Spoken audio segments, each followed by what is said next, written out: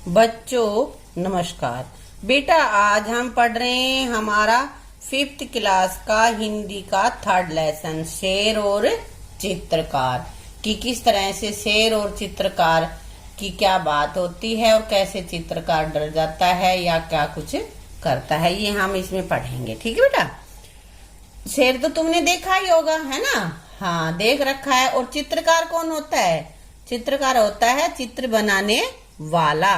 तो आज हम उन दोनों के बारे में पढ़ेंगे, कैसे दोनों के बीच में वार्तालाप होता है और कैसे वो डरता है, भागता है, जो कुछ भी होता है वो। ठीक है।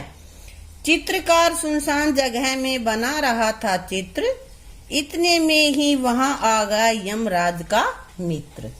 कविता है कि चित्रकार जंगल में सुनसान जगह थी, वहां पे अपनी चित्रकारी कर रहा था। उसी समय यमराज का मित्र आ गए। क्योंकि शेर भी तो मार देता है, यमराज भी मारता है और शेर भी मार देता है, तो इसलिए यहाँ पे शेर को यमराज का मित्र कहा है। हैं?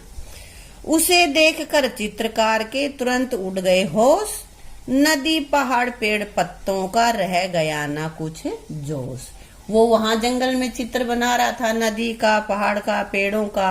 अब उसमें उसको देखकर उसके तुरंत होश उड़ गए और उसको नदी, नालों, पेड़ पौधों का कोई जोश नहीं रहा, वो चित्र नहीं बना पाया। फिर उसको कुछ हिम्मत आई, देख उसे चुपचाप बोला, सुंदर चित्र बना दूं, बैठ जाइए आप।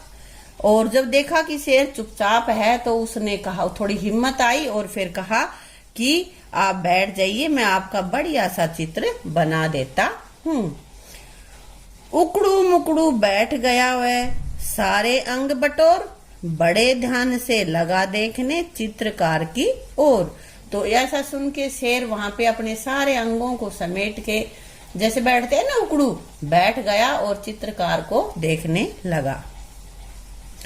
चित्रकार ने कहा हो गया आगे का तैयार। जब वो चित्र बनाया और फिर उसने कहा चित्रकार ने कि अब आगे की साइड का चित्र तैयार हो गया है। अब मुंह आप उधर तो करिए जंगल के सरदार। उसने शेर से कहा कि जंगल के सरदार अब आप उधर मुंह करिए, आगे का चित्र बन गया, पीछे का चित्र मैं बना देता हूँ। बैठ गया वह पीठ फिराकर चित्रकार की ओर, चित्रकार चुपके से खिसका जैसे कोई चोर। तो कैसे? वो अब शेर चित्रकार की तरफ पीठ करके बैठ जाता है और चित्रकार इस मौके का फायदा उठा के वहां से चोरों की तरह भाग लेता है। बहुत देर तक आंख मूंद कर पीठ घुमाकर शेर बैठे बैठे लगा सोचने, इधर हुई क्यों देर।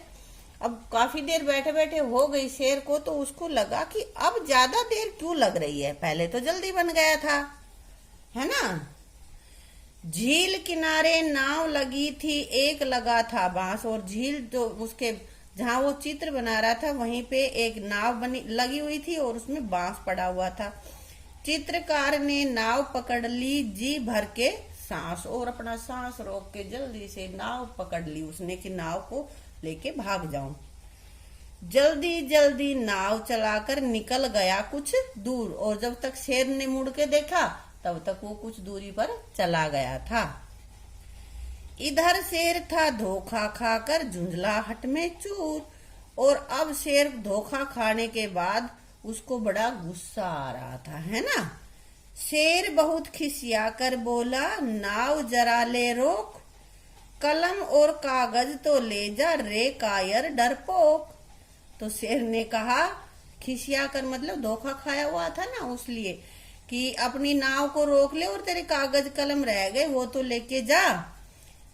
चित्रकार ने कहा तुरंत ही, रखिए अपने पास, चित्रकला का आप कीजिए जंगल में अभ्यास। तो उसने कहा चित्रकार ने कि नहीं, आप अपने पास रख लो इसको और जंगल में इस चित्र बनाने का अभ्यास करियो। अपनी जान बचा के भाग रहा था चित्रकार, है ना? अगर वो रोक देता तो क्या होता, शेर खा जाता उसे, है ना? तो बेटा इसमें ये लिखी हमारी कविता रामनरेश त्रिपाठी जी ने, और यह हमारी पूरी कविता है। और इसका प्रसंग क्या रहेगा? क्योंकि सरलार्थ जब करोगे तो सबसे पहले तो प्रसंग ही लिखना होता है। क्या लिखोगे?